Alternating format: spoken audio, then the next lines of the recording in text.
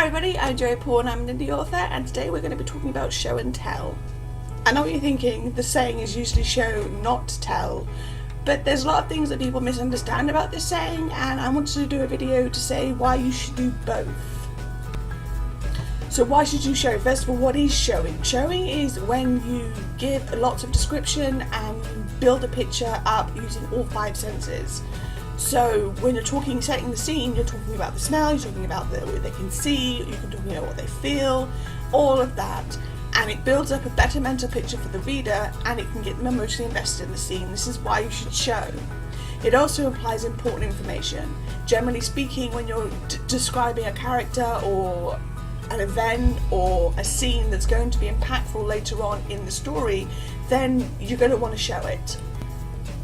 Because that's what showing implies. If you're describing something and then you happen to go into the description of one item, it implies that that item is important information that the reader should know. It allows the reader to trigger their senses and build up a better image of the scene, but it also helps them remember it better. It can be used to describe and introduce characters. It should be used to describe and introduce characters because it gives the reader a better mental picture. It can be used in suspenseful moments, like when you're building up the suspense, there's going to be a lot of showing, but it shouldn't all be showing, which is when we come into what telling is. Why should you tell? Because telling packs a punch, but telling is when you give a piece of information and you just slam it home. So like, rather than describing, you just give the bare bones facts. It's generally used during impactful scenes, and it can be used to give information rather than invoke emotion. So rather, like when you want to do a transition, you should not be showing the whole thing, you should be telling it because it allows the story to move along. It can be used in scenes that you would show, but it takes away from the drama of the scene by doing it as a tell. And it has its place, it just shouldn't be overused. So telling is more for impact, it's more for transitions, and it's more for things that generally aren't that important to the plot. Having said that, you should use both. Why? A lot of people will say, like I said, show not tell, but it should be both. Your book cannot all be show. It's annoying, it's hard to follow, it means readers don't know what's important.